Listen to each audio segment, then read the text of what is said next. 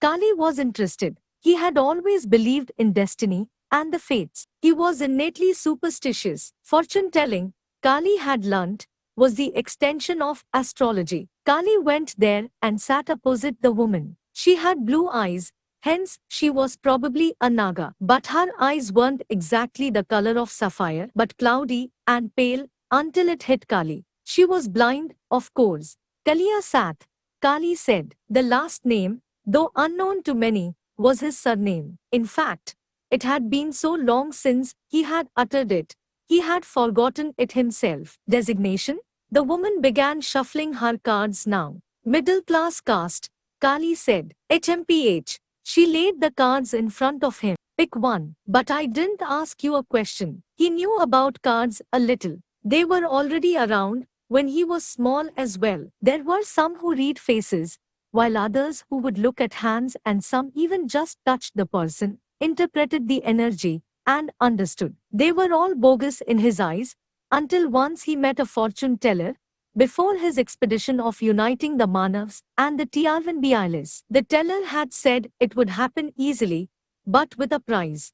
Perhaps his deteriorating health was that price, or perhaps it was something else. Pick a card, the woman coldly continued. She had no wrinkles, and yet she looked old. That was odd, for her eyes had wisdom, and her voice sounded quite young. She had duskier skin than any Naga, and had hands that were too small for her body. Kali did so. The woman touched the card softly, as if feeling it, and then smashed it on the white sheet on which all of her stuff was placed. You are lying, she said, about your name and your designation. Kali smiled. He couldn't believe the woman had caught on to his lies. Was there a slight uncertainty in his lies, or was it really magic? All right. I choose not to share either. That won't be an issue. Touch the card for that. Kali did so. Your energies have been passed into it. She shuffled the deck and then spread it again. How many cards do you want me to pick up? Kali didn't have any particular number in mind. 3. He entreated his lips to speak for themselves. Am I not asking any questions? For those who ask questions, they look for a certain answer in every answer, and that is how a fraudulent tantric is able to work around that answer until she hits the heart. It's called reading an individual. The earnestness, the resoluteness, and the body language helps in determining that answer. As such, other astrologers make a lot of money doing this. She paused, explaining the structure of astrological shams, impressing Kali in the process. I had the powers of interpreting the future. She wasn't even trying to be modest. To prove I am not like others, I burnt my eyes, for I couldn't see an individual then. I could only feel their energies. Kali pursed his lips. He was excited, as he now began to pull 3 cards out of the scattered bunch. He could feel his stomach lurch, and his fingertips growing cold with nervous enthusiasm. She lifted the 3 cards, brushing her palms across them, to feel the energy of the cards. Kali had never felt so nervous about something. He shouldn't believe in all of it, like Durukti, but all of this magic and wonder had really interested him. She said, I see partnership, and a strong one. Kali nodded. Yes, I already have. No, not now. I don't speak of now. I speak of then. I see partnership between you and an unlikely individual or a group you thought would never be right for a partnership. It'll change the course of time and help you build a bigger empire if you use them correctly. The woman kept speaking, and Kali peered over the card. It was of 2 individuals holding each other's hands as a pact. And amongst trusted people. What if I don't? It'll be one of the reasons for your downfall. Kali felt strained. Downfall? He had fought his way till here. He couldn't believe he would die because of some partnership he failed to live up to. She pulled out a second card, turning it over to reveal a man coming on a white horse, with a blazing sword and long hair. She did the same movements with her hands. You will have an adversary with equal brains and strength as you. He will combat you, and he will try to destroy you. That's all right. Kali shrugged. He was in such an influential position that his life would obviously be at risk. He'll be your greatest foe, but he won't be the cause of your downfall. And the words pierced his chest. even though it was already burning up inside. Yes, a male. She paused, sniffing. Ah, but there is a problem. He is not ready yet. He is exploring. Kali shook his head. She turned the third card over. You will face betrayal from the ones you trust, she said with a crooked smile. Kali couldn't take this anymore. He came onto his feet, the chair rocking from the sudden movement. This is stupid. Is there no good written for me? I see great power coming your way, Lord Kali. Her voice had turned into a snarl as she giggled. How did she know my name? Use it wisely, otherwise, it'll corrupt you, she said craftily. And just then he felt a sharp lunge from the back, and the plunging dagger twisted deep within him. His hand swept at the back, holding the serrated dagger that had been stabbed into him. He pulled out the dagger, turning around to see a man, dressed in a cloak. Kali called out to the twins, who were busy watching a performer. When they heard him, they rushed over. The assassin decided to run in the ensuing confusion. Kali collapsed, but he tried his best to hold onto the assassin's leg. He tripped. Kali pulled away the cloak. By the time the twins came, they were quick enough to plunge their blades inside his neck, ripping his throat and spraying blood on the unsuspecting bystanders. The entire bustling bazaar had come to a standstill. Coco and Vikoko made way for Kali now. As they lifted him up, a sharp, crackling pain was careening down his spine as he slowly swiveled his head and saw the old woman had disappeared. We should leave, my lord. Show me the body. Kali was pulled forward by his generals, and by this time, the guards who waited outside the bazaar had come in and pushed the crowd from coming too close. Kali knelt down, his hand going for the man's hood that concealed his chest. He tore it open, with the leftover strength he had in him. And there it was, the breastplate of the blue-eyed assassin, with a snake on. The reality was worse than the method. Arjun hadn't realized it would be so difficult working with Kripa. He looked like an incapable lout. But Arjun was so wrong, for the first thing he said when he saw the volunteers was, "We need a bigger place." Bala was the first to recommend Madira's chalais. Many had objected for its sinful connotations. We won't practice for this sacred mission under a roof owned by an unreligious man, Devdatta spoke out agitatedly. Arindam, the owner of Madira's chalais, was standing away from the group. He was a volunteer as well, for his own reasons. Arjun had learnt he was part of it because he wanted to save his tavern from being destructed. He knew that if the commander's army would race inside the village, things would go downhill, as they would massively tax a successful commercial spot like the tavern. But perhaps there was an ulterior motive, something Arindam hid about himself. Or it could be the fact that he just cared about Shambhala like the others. It was hard to believe how people changed and evolved when danger lurked around. The Madira's Chalais is the only place which is big enough to host so many people, Kalki said, in support. I don't go to the place, but it's good for what we are doing. Add to that, wine and surus for us, cheered Kripa, who was instantly chastened by Kalki's frosty glare. It was decided then, the Madira's Chalais would be their practice ground. But that wasn't the problem for Arjun, as that was one of the problems solved quickly. What happened after that was the toughest. Arjun never believed himself to be a physically agile person. Regardless of the misadventures with the mlechas and the harsh scar he had got out of that, it was his only daring mission. He wanted to protect himself and his people. To him, it made no sense that they were potentially laying down their lives merely to protect some godly cave. Indravan could go to the dogs, for all he cared. In fact, Kalki was the same like Arjun, about saving humans rather than idols, but somehow something had changed in him. Arjun couldn't forget what he had seen. Those weren't mere human capabilities. No one could survive such an attack. Even a slice against his face hurt till he used herbal creams over it to rein in the pain. It had died down into this mark that wasn't going anywhere for now. And it hurt, for people looked at him differently. He wasn't the same cherub boy anymore. And yet Kalki's chest had wounds, but they were healing. faster than an average person's. Arjun hadn't read about this kind of regenerative physiology, and he had asked Lakshmi about quick healing, hoping that perhaps she had read something in the city. Why would you ask? She had asked. Arjun didn't respond. Yes, there have been cases like that, but mostly superstitious, Lakshmi had said. The answer wasn't satisfactory. He would have asked Kalki in person,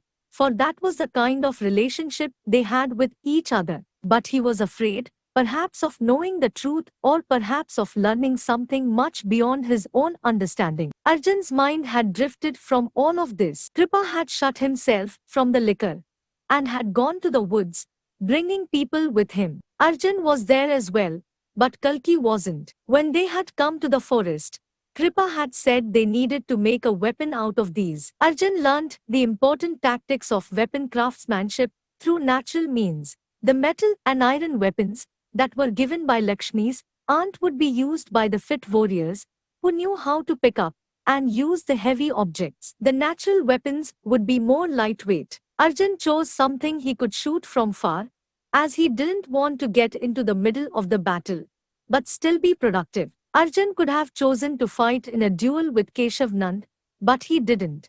He chose tactics over brute strength every time. He chose a bow, and with the use of a kitchen knife, he cut open the bamboo, pulling the two ends back to form a curved back. For the arrow, he carved and sharpened long twigs, making the ends razor sharp.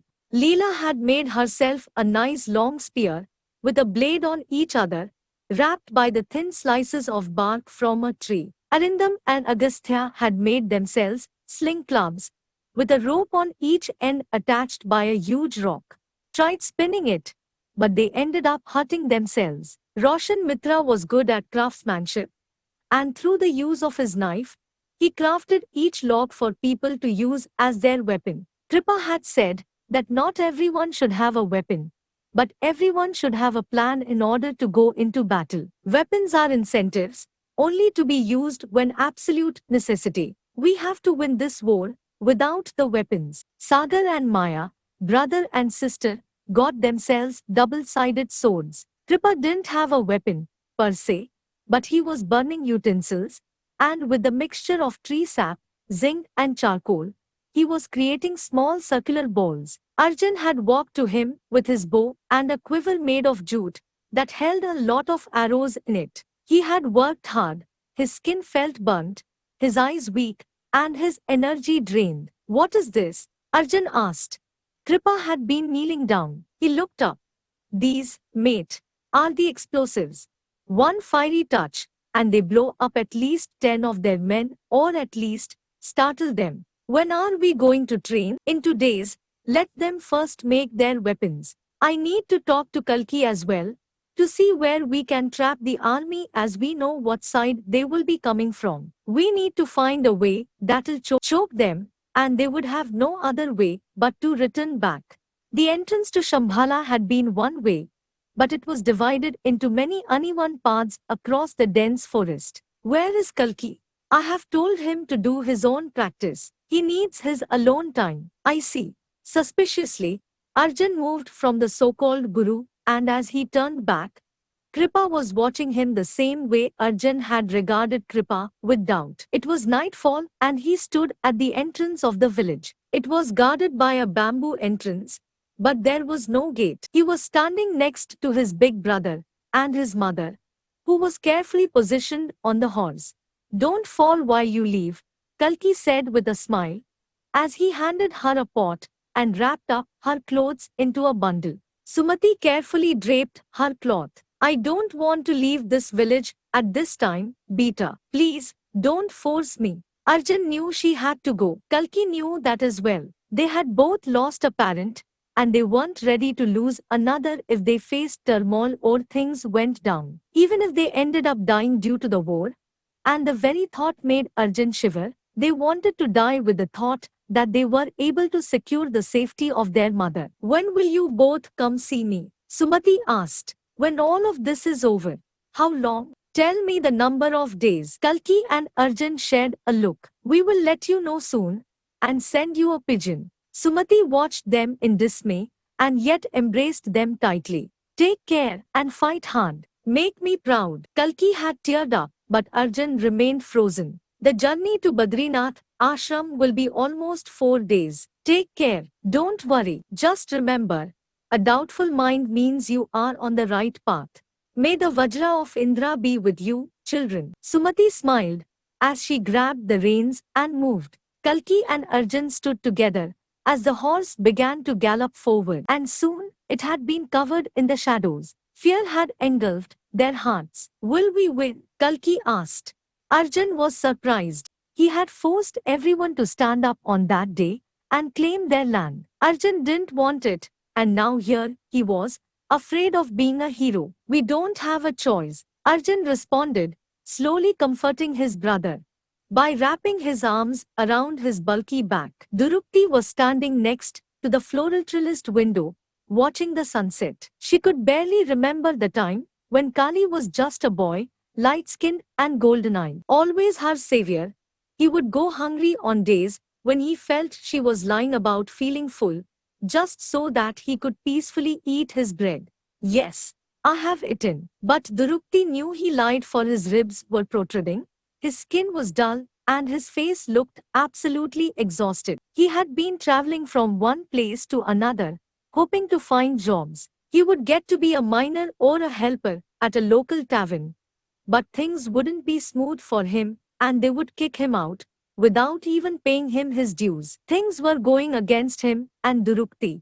The world was cruel and innocence had been lost. And that was when he had begun the life of crime. Her thoughts were disrupted before she could remember how everything had turned in Kali's favor. The door opened, with Simran walking inside, looking apprehensive. She had a letter rolled up as a scroll. Durupti didn't have to read. Her face told everything. They didn't respond to our plea, Durupti said. In their defense, my lady, it wasn't exactly a plea, but more of an order, Simran responded. For such an insensitive and obtuse statement, Durupti would have banished her. But Simran was right. It wasn't a plea. It was a horribly conceived, ill-written letter to the chief of Shambhala, one of the most prosperous villages in the Kikatpur province. She had wanted to sound like she owned Shambhala. She had wanted to enforce her will. But the last thing she wanted was to wage an ill-advised battle against a group of ragtag bumpkins for their audacity to repudiate against a royal order. I wanted this to be a smooth run for us. I didn't want bloodshed. The very fact that they have rejected this means they are looking for a war. Durupti came to Simran's side. What do we know about Shambhala? Does not include a warrior community and has no armory. In fact, I'm quite surprised they have rejected it. They are quite cowardly when it comes to the sight of blood and blades, or as the stories say, we can go there and frighten them. We need a big army for that. Durupti pursed her lips. Big army meant a big distraction, which also meant Kali would know and stop it immediately. The last thing he wanted was a civil war and a lot of casualties just for the sake of his health. What he didn't realize was that Durupti would be more than ready to destroy the world if it meant saving her brother. I will speak to Lord. A shadow fell over the floor and Durupti turned to see Vikoko, sweat trickling down her head. She had blood across her breastplate. My lady, no. Vikoko added. I have some bad news. Durupti rushed to the infirmary that was inside the fort itself. Durupti made her way inside, while Simran rushed after her. Coco stood outside, frail and frightened. Your duty was to protect my brother. What have you done? If he dies, I will exile you. Durupti spat out the words, anger creating a blinding maelstrom of emotions, hurt and fear within her. I apologize for our transgression, my lady. Durupti swept her palm up. Words wouldn't cure my brother's wound. Right in the center of a circle of candles, over a mat, was her brother, Kali, laid flat with his back on top and his chest against the floor. The wound was visible, a deep gash that bared his very bones. How is he? Fortunate, the shaman said, circling around Kali and then kneeling next to him as he began to use a colorless gel on his wound, that the cut was close to his spine, but not in his spine. She could feel her choking sense of fear alleviate. She wasn't frightened, but was still worried. How long will he stay like this? Give me few days, my lady. The shaman paused and looked up. Let his wounds heal naturally rather than expediting the healing process artificially. I want to ask you something. Durupti walked around the circle of candles that acted as a barrier between her and her naked brother. Have you heard of Soma? Yes. The old man nodded. Extinct medicinal nectar, extrapolated from Somalta, used to be found in the cold hills up north. Why is it extinct? The world moves on and leaves behind many of its wonders. The old man could only muster up these words in a show of helplessness. I heard it was inside the stone. Like every medicine, it has different forms, some in stones and some in plants. Either way, you need to suck the nectar out of it. Durupti stopped circling, her sandal irritating her soul. How difficult is it extracting out of the stone? The shaman stopped. Well, you need to first break it, dissolve it inside. How difficult? She rasped. The shaman's eyes widened in fear, as his lips quivered. Not much, if I have the right tools, but it is impossible to get somas anymore, since they are extinct. How many days? Her voice had calmed down. How many days will it take to make the solution? Perhaps 3 or less. The shaman nodded meekly. I want you to know. Durupti stood over the shaman, her shadow crossing his face, as he watched her in discomfort, shifting uneasy next to Kali's body. The light danced on her face, the smell of incense engulfed her nostrils. That you would be free from your duties when you perform this process, and you shall not speak to anyone of this. If you do, by mistake or intentionally, I shall cut your head off with my own bare hand. Her teeth clenched as she threatened the man. Perhaps it was the anticipation of the very thought of what she would do that made her feel that way. Keep me updated about his lordship's health. Durupti left the room and heaved a sigh of relief against the door. Coco and Vikoko were watching her, sweaty and unstable at the moment. She realized she couldn't show her weak demeanor in front of them, and struggling to her feet, she stood up, chin high and her hands clasped together. Redemption comes to those who work for it, Durupti began, glancing at the twins. Simran shied away from uttering a single word at the moment, concealing herself in the shadows of the corridor, as Durupti continued, I want you to not just guard my brother's life as if it's your life, just like you had given a blood oath when he had saved your life, but you will also make sure to do one thing for him. The twins waited. Lie to him, Durupti said. Lie that his sister is inside, in her chambers, and wishes to see no one since she's unhappy and filled with grief that she's unable to save her brother from the circumstances. Lie for me, and I shall forgive you. The twins blinked.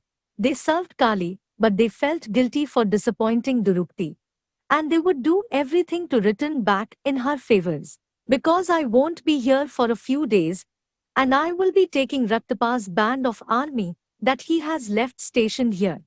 The twins nodded in unison. Do you want us to investigate Lord Vasuki, since it was a Naga who had killed our lord?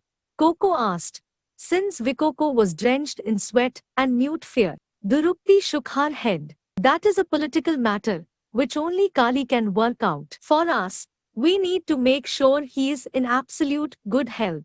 And she began to walk away from the twins, Simran trying to closely walk behind her. My lady, what happened inside? Realizations. Durupti had a straight face, eyes strained at the dark corridor.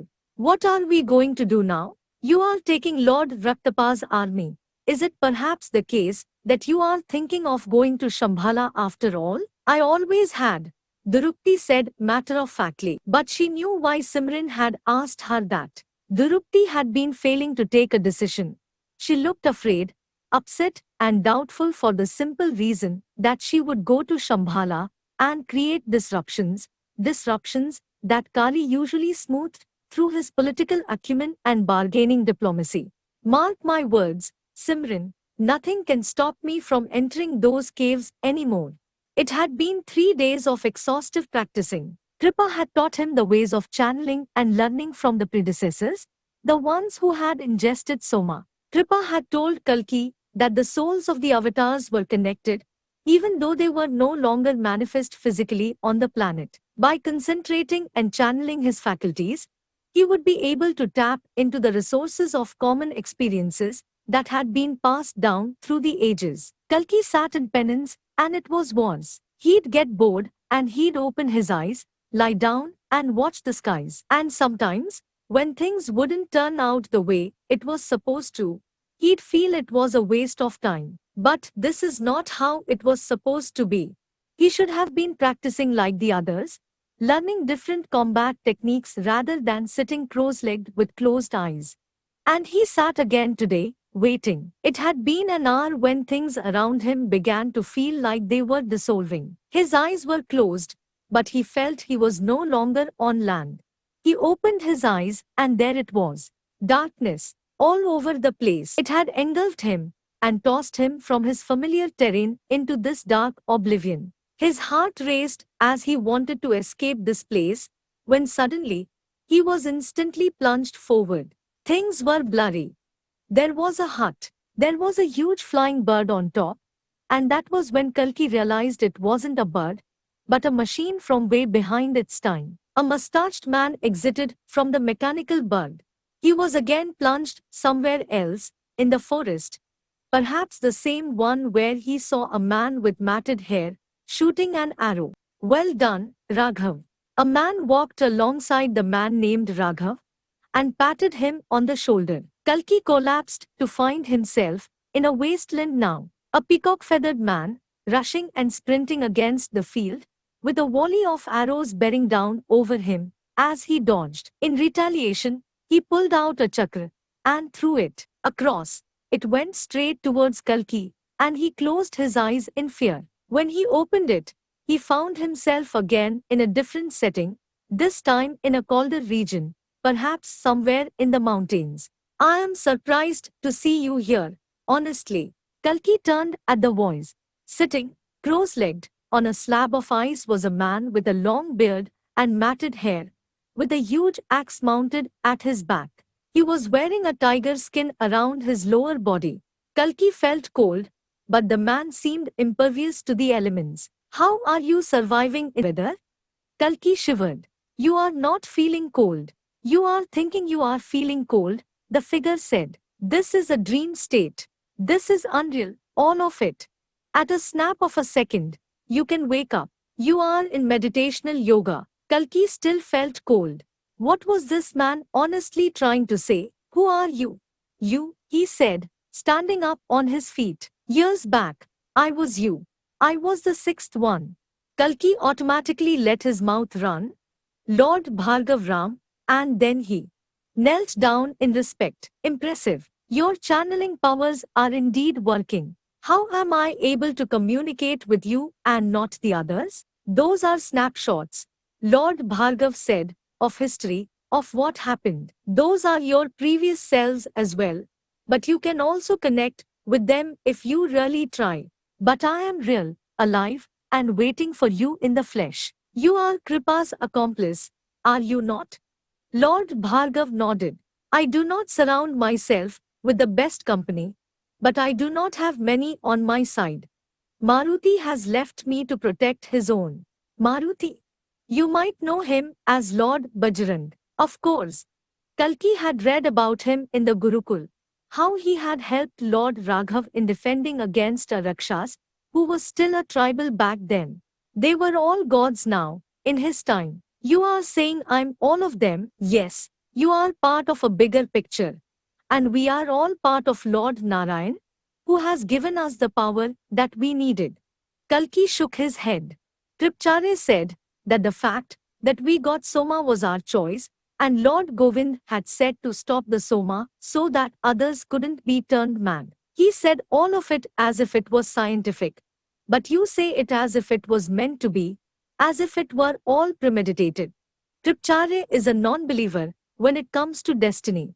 Yes, practically speaking, we are insane. We were all mistakenly or intentionally exposed to Soma in some way or the other. But I believe we were exposed for a greater cause, for our time. Just because one person doesn't believe it, he has no right to impose any restrictions on the other person as well. Bhargav smiled. So tell me, what do you believe in? Kalki was quiet, contemplating, choosing his words carefully, for he was dealing with a strange man who could meet him in his dreams. He was tall, brusque and hard, with veins protruding in his arms, his eyes bulging and his chest flexing. He was old evidently, but he was strong as a rock. I haven't figured it out. It is because you have not seen the world. You live in your nest. But once you come out, you'll get the answers of who we are, whether we were bestowed or whether we were just mistakes. Kalki narrowed his eyes. All the other avatars like us have died. How come you didn't? Bhargav went silent. I would prefer to tell you when you come and meet me. These answers can be understood when you have learnt and lost enough. And his words trailed off as he turned to face a visceral image of a woman watching over him. And with a mighty slap across his cheek, Kalki came into his senses and realized he wasn't seeing any image, but was back to where he had been, amongst shrubs and twigs, concealed by the canopy. The sun was bright, and there was no trace of the bone-chilling cold. Everything had felt so unreal and real at the same time. He could feel his fingertips were cold as ice. There was another smack, and Kalki woke up from the delirious dream, watching his hands. What in the heavens are you doing in a field? Lakshmi asked with a concerned look. What was I doing? You were comatose. Eyes opened, but not speaking anything. I was worried. Lakshmi knelt down to his level. I was sickly worried for a fool like you. What were you doing? Kalki sighed. He wanted to tell her everything, but it would just make things complicated. I told Shuko to wake me up when someone would be around. Where is that? He began to scan the environment when Lakshmi turned his face inches away from her. He said he wouldn't interfere again like he did last time. Kalki felt still delirious. I see. He coughed to mask his disorientedness. Well, I'm sure he didn't say that. Yeah, well, not in the literal sense, but I got it, and you should too. Kalki watched her, and he smiled. He couldn't help but smile. She would bring stability in his life, more than ever. He was stuck in a hole, and she had pulled him out. How would he survive without her in this world? I'm afraid, Lakshmi said, her arms wrapping around his neck. I want you to know I'm afraid. I don't want to die. You won't. I promise. Kalki wrapped his arms around her waist. They were close, so close that he could hear her heartbeat and smell her breath. I'm afraid too. I want to admit to the world that I'm afraid. I know. I can see it. I know you can. You always do. It's okay. You know. She nodded vigorously. It's all right if we are afraid. It's not the end of the world. It's absolutely all right. I know it is. I know. I wish I could feel it. That it's okay. But I don't feel it. What if I die? Lakshmi asked. Kalki hadn't managed to think it through. It was like a pain he wouldn't be able to face. I don't want to think of that kind of a scenario. In my eyes, you live every time, with each blink and each sigh. They looked at each other for a while, holding each other tightly. Kalki's heart skipped a beat when he came forward, hoping to meet her lips, brushing against hers. But then there were multiple sounds before he could even do something. The horns were blown, the temple bells were rung, and the matter at hand had to be postponed. They looked at each other, both flustered and frightened, as they knew what the horns and the bells meant. The war had begun.